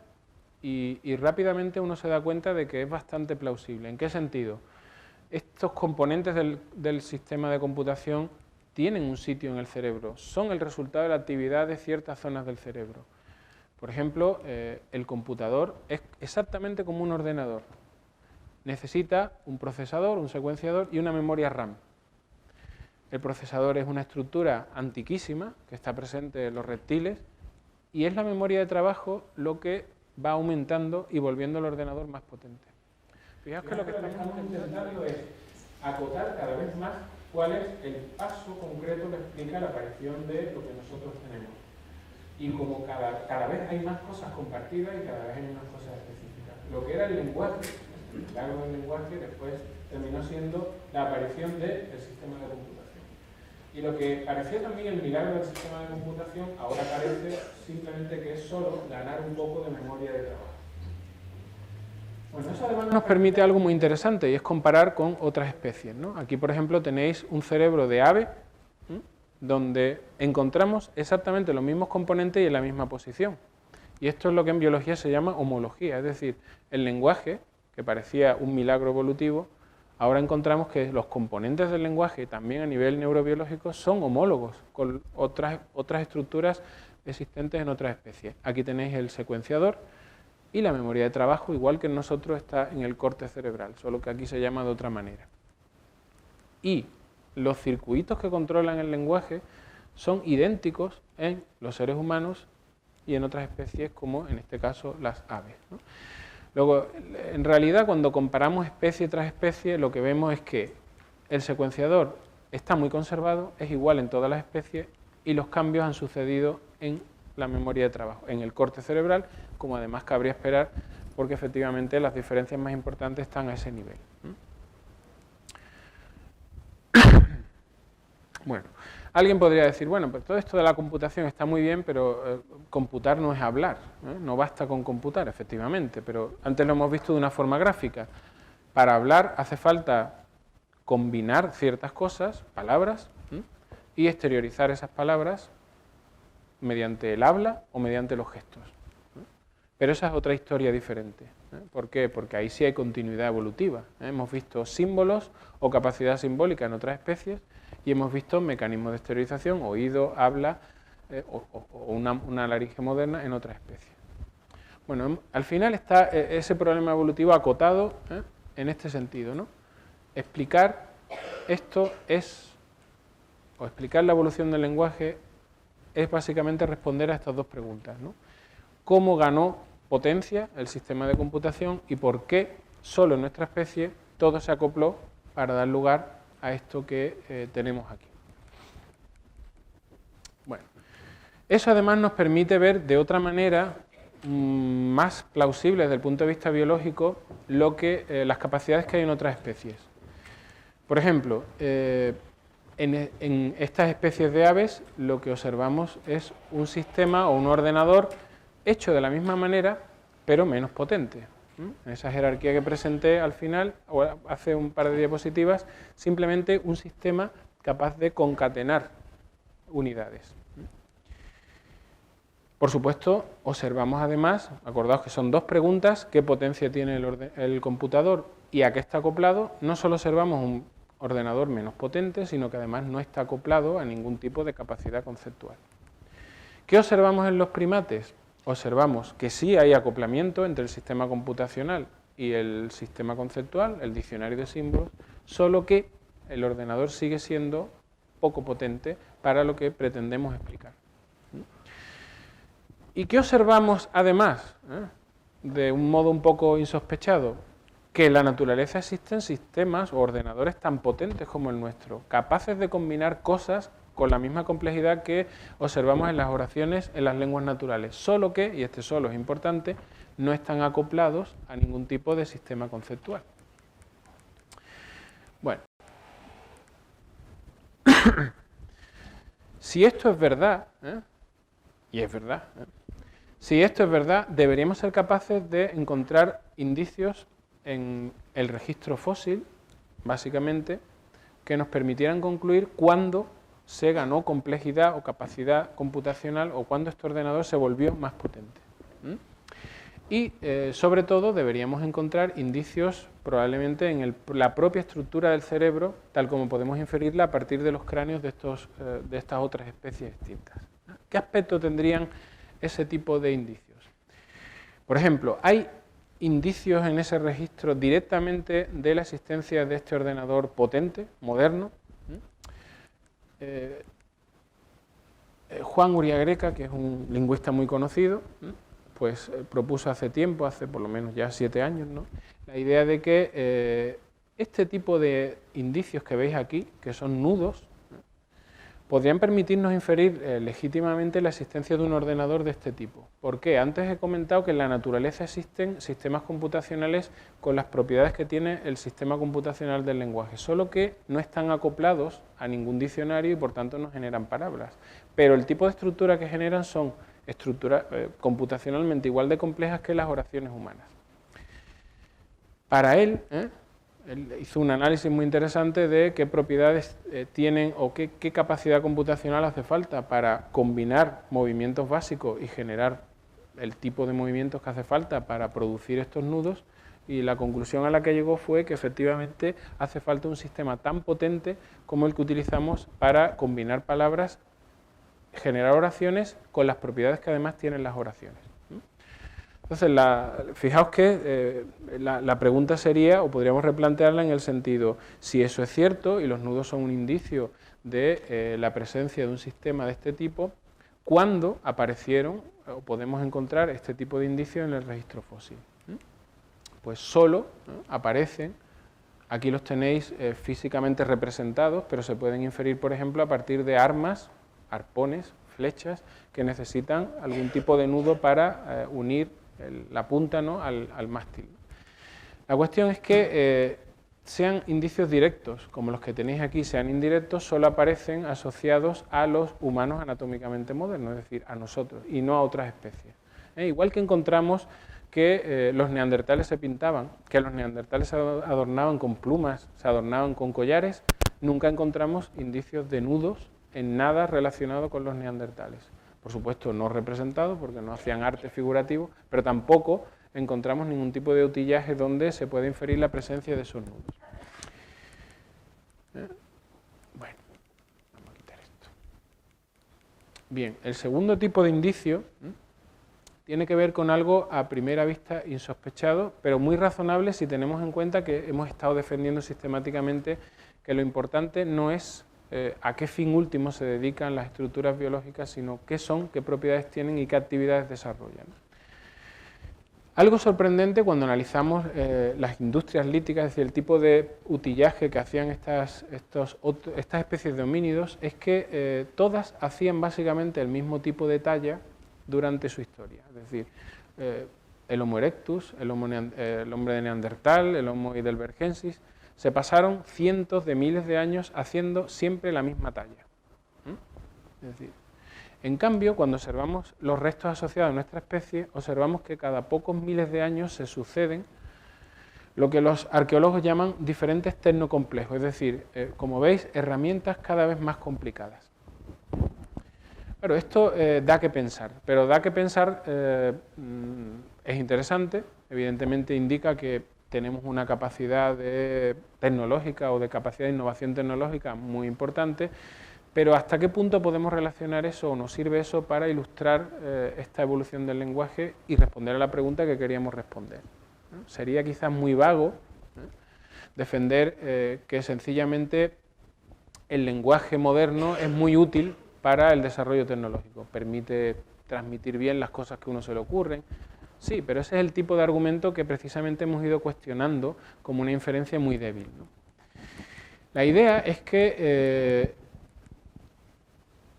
y eso podéis olvidar perfectamente, la idea es que se supone que esta capacidad innovadora exige una organización diferente del cerebro. Es decir, como veíamos antes, una especie puede ser capaz de hacer algo muy complicado y hacerlo muy bien. Pero eso no quiere decir que esa especie sea capaz de hacer sistemáticamente cosas muy complicadas y cambiar el tipo de cosa que hace cada poco tiempo, ¿no? Por ejemplo, esos pájaros que aparecían antes haciendo nudos crean nidos extremadamente complejos, que son unas estructuras muy complicadas. Sin embargo, no tienen capacidad de innovación. Por ejemplo, esto es una hipótesis, ¿qué os digo yo? La talla que encontramos asociada a los restos de Neandertal son tallas que son técnicamente complejas. Pero la idea es que lo importante no es el grado de complejidad, sino cómo puedo o qué capacidad tengo de innovar ese grado de complejidad y de ir haciendo cosas diferentes a lo largo del tiempo. Esto es una hipótesis de dos arqueólogos, Coolidge y Wynne, que defienden que los esquemas mentales que hacen falta para hacer un determinado tipo de actividad en los neandertales están asociados a su memoria a largo plazo. Es decir, es una memoria que no cambia nunca, que no está sujeta a influencia externa y que básicamente es como si se heredara. En cambio, en nuestra especie, este tipo de capacidades técnicas están asociadas a la memoria a corto plazo. Es decir, es una memoria sujeta al influjo externo y por tanto manipulable, que no heredamos y que podemos modificar por prueba y aprendizaje y por experiencias o viendo lo que los demás hacen. Al final, eso nos sitúa en un escenario interesante porque recordad que la clave en la evolución de este sistema computacional moderno estaba precisamente en la memoria de trabajo. Y lo que estamos viendo es que la sucesión de diferentes industrias a lo largo del tiempo nos permite inferir una cultura dinámica y, si esta hipótesis es cierta, una cultura dinámica exige una memoria de trabajo potenciada, que es precisamente lo que íbamos buscando. O dicho de otra manera, este tipo de evidencia sí es una evidencia lícita de la presencia de más capacidad RAM y, por tanto, probablemente de un sistema computacional complejo. Si sumamos las dos cosas, la existencia de nudos que son computacionalmente equivalentes a las oraciones, aunque su función es otra y lo que se combina es otra cosa diferente, y la existencia de estos indicios que nos permiten inferir que hay memoria potenciada, un indicio paleoneurológico si queréis, posiblemente podamos concluir de una manera más lícita que mediante otro tipo de inferencias que estas especies, o solo nuestra especie, tenía un sistema computacional moderno y probablemente solo nosotros teníamos lenguaje moderno. Fijaos que esto no significa que no haya continuidad evolutiva. Esto no significa que otras especies no tuvieran capacidad de comunicación, incluso a base de elementos simbólicos. Significa que la aparición del lenguaje moderno sí debemos constreñirla, ¿no?, a la aparición de nuestra especie. Y además nos sitúa en un escenario que también concuerda bien con todas estas hipótesis que he presentado antes. Básicamente, que todo esto es el resultado de un proceso, si queréis, secundario al proceso de incremento en el tamaño del cerebro que observamos en nuestro linaje evolutivo, ¿no? Fijaos que ligar el incremento del volumen cerebral a la aparición del lenguaje es algo que siempre se ha evitado, porque siempre nos ha parecido que era un indicio demasiado indirecto. Nadie se hubiera atrevido a decir que simplemente por un cerebro mayor podríamos pensar que esa especie tenía lenguaje. De hecho, ya sabéis que el cerebro neandertal es mayor que el nuestro en términos absolutos, ¿no? Pero hoy sabemos que un cambio de volumen no es solo un cambio cuantitativo, sino que también es un cambio cualitativo, ¿eh? Suceden muchas cosas en un cerebro cuando ese cerebro gana en tamaño. Y no es solo que haya más neuronas, sino que esas neuronas pues están organizadas de otra manera, ¿no? Por ejemplo, hay más zonas especializadas, aparecen más capas corticales, esas capas tienden a conectarse entre sí, diferentes áreas tienden a conectarse a larga distancia. Es decir, hay una serie de cambios cualitativos automáticos asociados al puro incremento en el número de neuronas. Y esos cambios se pueden correlacionar de forma muy directa y razonable precisamente con el tipo de cambios que vamos buscando. Fijaos que si aumenta el número de células, podemos tener más espacio de memoria, tanto a corto plazo y aumentando la capacidad computacional, como a largo plazo, ¿eh? Permite tener grandes diccionarios de símbolos. Los primates solo pueden aprender 100, 200 elementos. Nosotros podemos aprender decenas de miles. Y además, esta idea de que un cerebro mayor tiende a estar más conectado a larga distancia también es fundamental, porque recordad que la segunda pregunta no era solo por qué tenemos un cerebro más potente, sino por qué está acoplado a las cosas a las que está acoplado. Fijaos que lo que estamos planteando es que no hace falta el milagro de la mutación o no, que supuestamente dio lugar a todo, sino que en buena medida cambios importantes pueden ser solo un subproducto de otros procesos que a priori nos parecerían excesivamente generales. Eso ha ayudado, por supuesto, por ciertas condiciones ambientales y ciertos factores no genéticos que, como he discutido, ¿no?, pues también desempeñan un papel fundamental en la evolución de los organismos, ¿no? Y que esas diferencias existen son obvias, es decir, estos dos cerebros que tienen el mismo tamaño tienen probablemente una organización diferente y posiblemente simplemente esa organización diferente explique que en unos exista el lenguaje como nosotros, ¿no?, y en otros sus capacidades fueran distintas. Bueno, está claro que, en fin, esta ilustración yo creo que ejemplifica bastante bien el escenario en el que nos estamos moviendo. Otras especies claramente tenían cosas que hoy reconocemos como componentes importantes en el lenguaje, pero también es evidente que le faltaba algo, ¿no? Y ese algo seguramente, como hemos visto, era esa capacidad especial de computación. Eso además nos permite acotar, cuestionar o complementar, si queréis, muchos de los modelos evolutivos que se han propuesto, que por supuesto no voy a discutir aquí ya, ni mucho menos, pero que, por ejemplo, pueden tener este aspecto, ¿no? Este es un modelo muy conocido de Corvallis, donde, como veis, se plantea, quizás alegremente, ¿no?, que hay una clara continuidad evolutiva. Eso es verdad, pero es una verdad matizada, que yo creo que he intentado matizar, ¿no?, a lo largo de esta charla. Y además se plantea que el lenguaje aparece de una forma muy gradual, respondiendo a este mecanismo tradicional de descenso con modificación, ¿no? Por ejemplo, aquí tenéis como la sintaxis es una especie de continuo, ¿no?, que se va haciendo cada vez más compleja hasta llegar al lenguaje moderno. Y cómo las especies más primitivas de homínidos pues usaban un lenguaje gestual, porque efectivamente los monos tienen problemas no pueden articular sonidos, pero sí comunicarse gestualmente, y cómo eso fue reemplazado por el tracto vocal o la oralidad en la exteriorización de esas secuencias. Bueno, ¿cómo podemos matizar todo eso después de lo que he discutido? Pues de una forma bastante importante y sobre todo yo creo que bastante fundamentada, ¿no? Por ejemplo, esa idea de que la sintaxis es un continuo que evoluciona de una forma gradual, pues evidentemente eso no puede ser así, ¿no? Es decir, la sintaxis moderna aparece con nosotros, ¿no?, y no por aquí en medio, ¿eh? Y si hay que hablar de sintaxis en otros homínidos, pues seguramente es una sintaxis puramente concatenativa. ¿Eso quiere decir que esas secuencias de símbolos no servían para comunicarse? Por supuesto que no, es decir, probablemente servían para comunicarse, simplemente tenían unas propiedades diferentes a las oraciones modernas. Según el modelo que antes comenté de Cedric, de Boex, ¿no?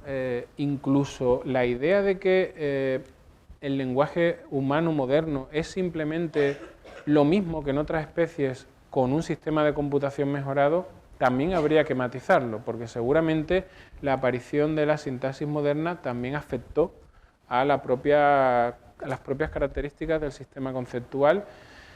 Y en fin, eso es algo más especulativo, si queréis, y más complicado, y por supuesto no hay momento ni mucho menos de comentarlo. Y probablemente, efectivamente, la idea de que a lo largo de la evolución de nuestro linaje, ¿no?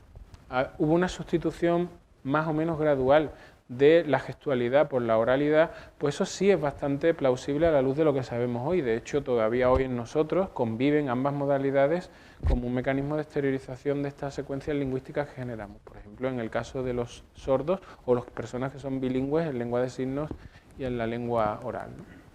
Bueno, claramente, y está ya por fin, para alivio generalizado, ya en la última diapositiva, claramente yo creo que la clave en la resolución de este problema estaba aquí, ¿no?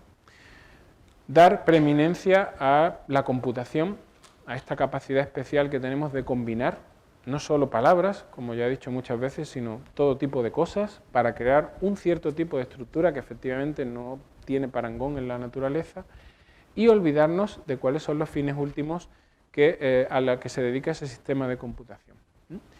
Y luego, por supuesto, defender que el hecho de que en nuestra especie se haya dado la circunstancia de que ese ordenador potenciado o optimizado interactúe con ese diccionario de símbolos y este mecanismo especial de exteriorización es algo contingente, es decir, es una casualidad evolutiva que evidentemente luego a posteriori nos ha permitido una clara ventaja evolutiva. Haciendo eso es cuando de verdad encontramos homólogos reales del lenguaje en otras especies. El lenguaje per se no lo era, ni la comunicación tampoco, y por supuesto encontramos indicios fósiles del lenguaje. Esto por supuesto tiene el interés que tiene para los lingüistas, pero también es una manera de entender mejor, ¿no? cómo somos y qué define realmente lo que es un ser humano. Y las diferencias evidentemente no son tantas como uno esperaba a primera vista. No solo en el sentido de que nuestro ADN es parecido, sino en el sentido de que claramente casi todo lo que nos define como humanos, como específicamente humanos, tiene parangón en otras especies, ¿no? En fin, me he pasado mucho, ¿no? Pero en fin, es lo que os quería contar, ¿no?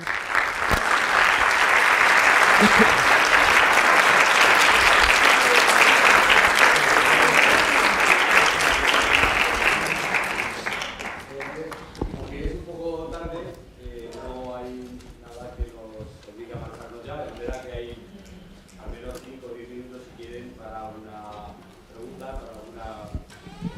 Me han dicho que hablar con este objetivo, sobre todo por la grabación. Bien, como todavía no he dicho nada interesante, no hay ningún problema.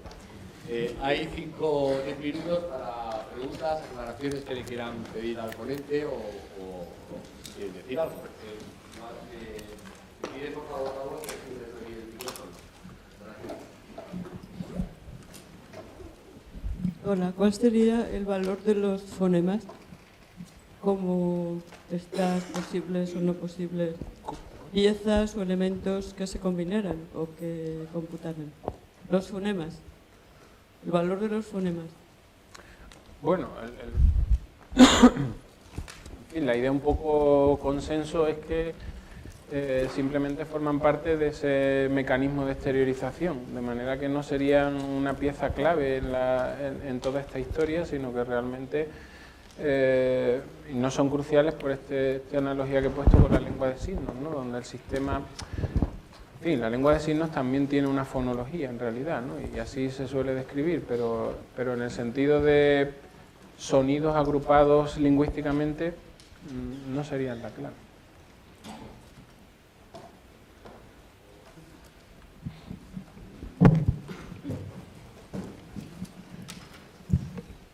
Hola, buenas tardes.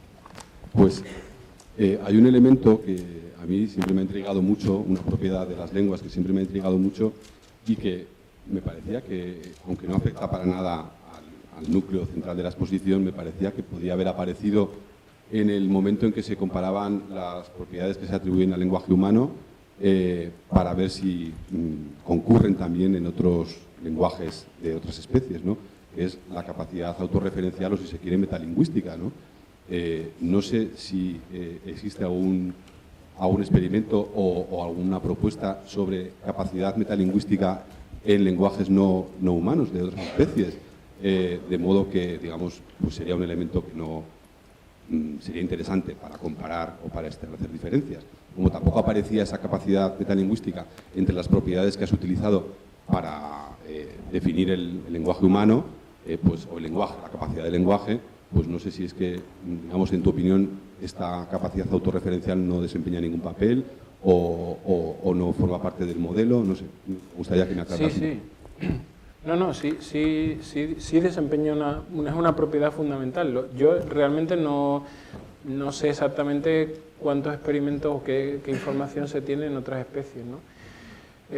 Bueno, no se trataba de hacer una lista exhaustiva, sino el problema un poco es que efectivamente cuando hemos ido más allá de el lenguaje y sus propiedades y de verdad hemos analizado el funcionamiento del cerebro, hemos empezado a encontrar una serie de datos que a priori han sido muy desconcertantes, ¿no? Por ejemplo, es realmente sorprendente cómo, pues, un infarto cerebral en una zona importante para el lenguaje resulta que puede afectar simultáneamente a otras capacidades en el plano cognitivo, motor. Entonces, eso claramente nos ha llevado un poco a esa idea de que, como aparecía ahí, ¿no?, las diferentes zonas del cerebro hacen cierto tipo de computación básica, ¿no? Claro, esta capacidad, yo creo que sí se han hecho experimentos en primates, ¿no?, en el sentido de...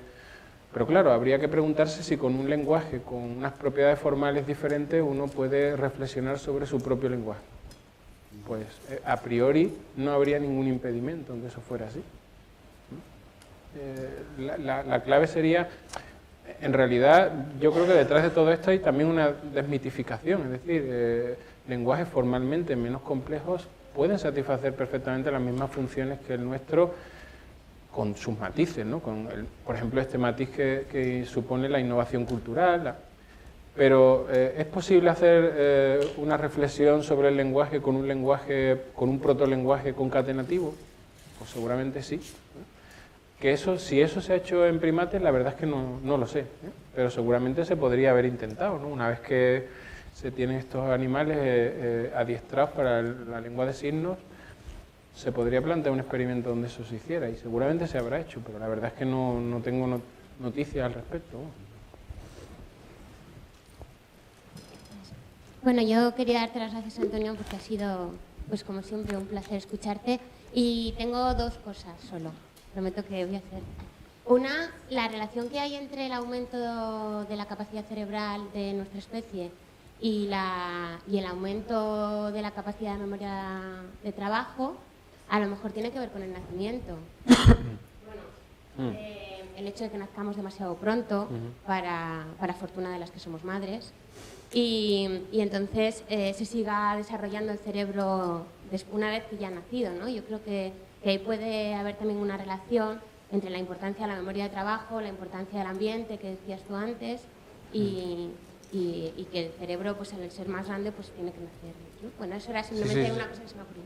Y luego la verdadera pregunta es, que casi la has contestado antes, pero la quiero formular, es: cuando éramos lo suficientemente ingenuos como para buscar en los genes una mutación o algo que nos dijera que nosotros éramos distintos, lo que solíamos hacer era basarnos en población viva que tenía problemas sintácticos y que tenía un problema en esos genes. Entonces ahora con esta relación entre la capacidad del lenguaje y la memoria de trabajo, que me ha parecido muy interesante, no sé si hay alguna relación con personas vivas con problemas sintácticos, con problemas específicos de la computación, pues que tenga un parangón en ese problema de memoria de trabajo, o se ha visto una correlación en personas vivas con disfunciones lingüísticas.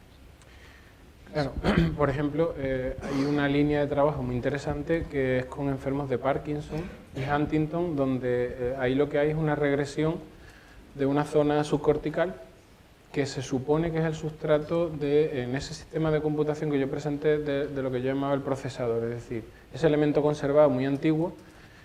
Y en principio lo que se observa en ese tipo de patologías que son trastornos motores es que efectivamente hay problemas lingüísticos y hay problemas sintácticos, específicamente sintácticos, es decir, ahí claramente está dañado un componente de ese sistema de computación, mientras que los problemas de tipo semántico son mucho menos evidentes, ¿no?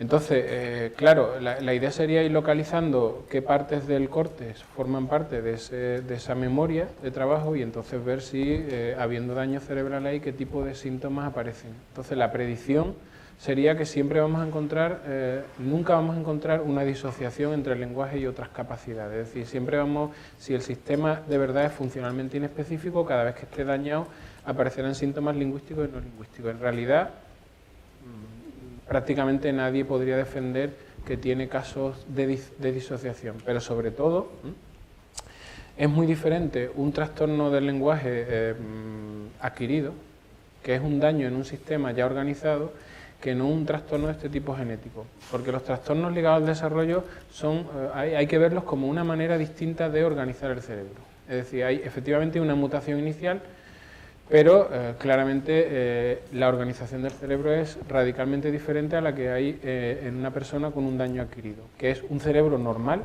con una pequeña zona afectada. Uno compara un cerebro de un autista y de una persona normal y entonces su organización es totalmente distinta. Lo sorprendente es que a pesar de que hay unas conexiones muy diferentes, y claramente es un cerebro las conexiones son mucho más locales, mientras que nuestros cerebros son más a larga distancia, a pesar de eso, los problemas que tienen son mucho menores de los que cabría esperar cuando uno observa que ese cerebro está organizado de una manera tan distinta. Y esa idea da que pensar en el sentido de que los problemas a nivel fenotípico y de las capacidades cognitivas, si queréis, ¿no?, son mucho menores de lo que uno aventuraría a priori cuando observa ese cerebro organizado de una manera tan diferente, o incluso cuando observa las mutaciones que hay, ¿no? Pero claro, como os digo, son dos escenarios totalmente diferentes. Pero la predicción en principio es esa, ¿no?, que todo daño en alguna zona concreta de este sistema afectará a todas y cada una de las capacidades en las que este sistema interviene, que van a ser muchas, y no solo el lenguaje, ¿no?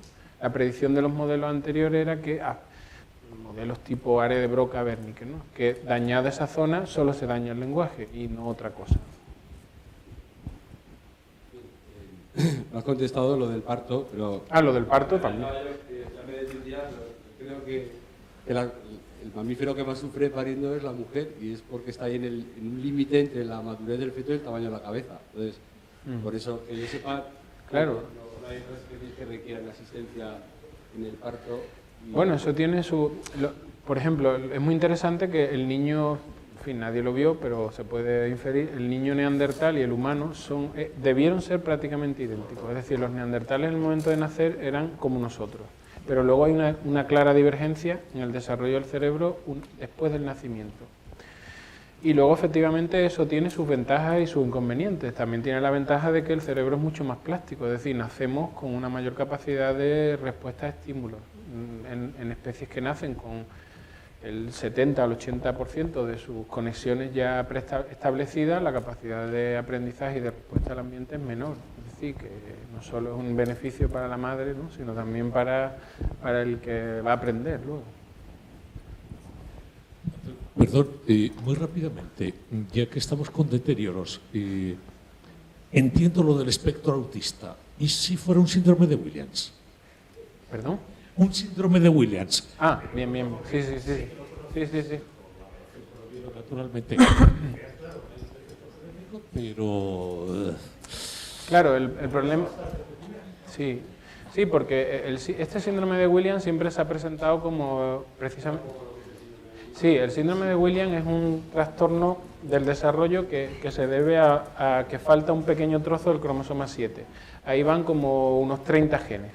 Entonces siempre se ha presentado como un caso precisamente de especular, ¿no? Hay una preservación del lenguaje y en cambio otros aspectos cognitivos están afectados. Básicamente la capacidad visual, ¿no?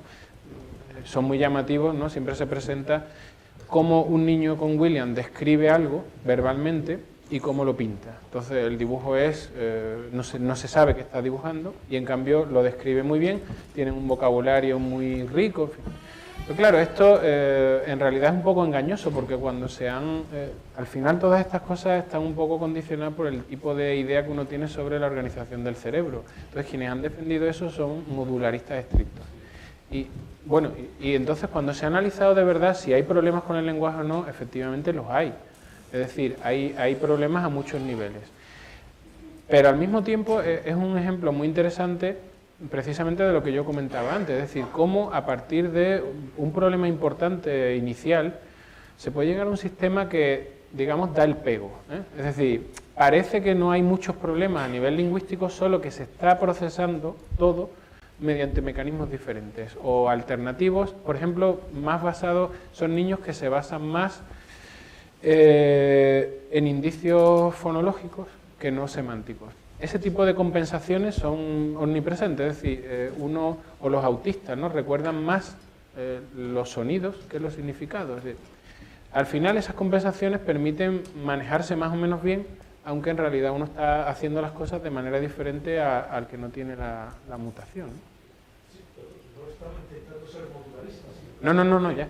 Lo contrario, me daba la impresión, perdón, esto es casi a sustituibilidad, me daba la impresión de que una de las, dado también su facilidad, no sé, memorización musical, etcétera, Sí. etcétera, que es un caso que podría especularse con que representa un tipo de gramática, no de lenguaje moderno. Quiero decir que casi podría ser una gramática de estados finitos que le permite combinar símbolos musicales, símbolos tal, en los dos laterales, un mecanismo más elemental, pero sin embargo con un resultado no pragmático, con un resultado efectivamente que sería casi un argumento a tu favor, que me sorprende que no haya salido con un resultado aparentemente similar. En fin, no quiero... Sí, no, yo tener un neandertal con otra gramática distinta y que da un resultado similar al que podemos tener. Claro, lo que no hubiera parecido entre todos. Bueno, en fin, claro, no podía traerlo todo, pero que es verdad y también sería interesante ver qué otro tipo de capacidades, por ejemplo, manipulativas, motoras, etcétera, tienen, ¿no? Si de verdad también tienen o no tienen problemas a ese nivel o procesan igual en el sentido... Claro, es complicado, ¿no? Por ejemplo, incluso plantearse si alguien con Parkinson puede hacer nudos es un problema, pero porque hay un problema de manipulación, pero cuidado, no necesariamente eso tendría que implicar que uno no es capaz de entender las secuencias que hay que hacer para anudar, ¿no? En fin, todas esas cosas se pueden analizar experimentalmente, o se puede intentar, ¿no? Pero evidentemente la idea va por ahí, ¿no? Utilizar este tipo de trastornos probablemente vistos desde un enfoque diferente al tradicional, que es disociación o no, ¿no?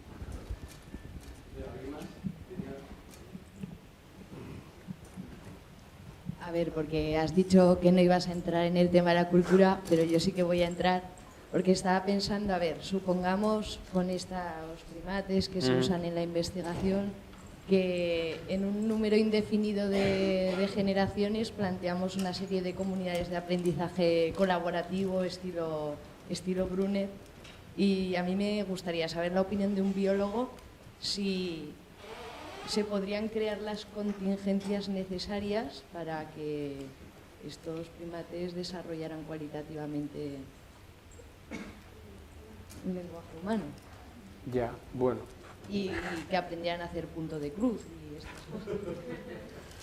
Bueno, la idea es que el poder o no aprender no depende de que uno se lo enseñe, sino realmente si tu cerebro te permite luego reproducir eso y organizar ese tipo de secuencias. No sería un problema de que eso aparezca espontáneamente, se trata de si uno tiene la capacidad o no de aprenderlo.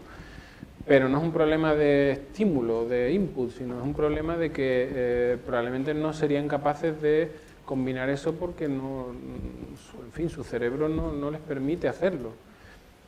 Es que No sé en qué sentido tú planteas la pregunta. Por ejemplo, eso se ha hecho, es decir...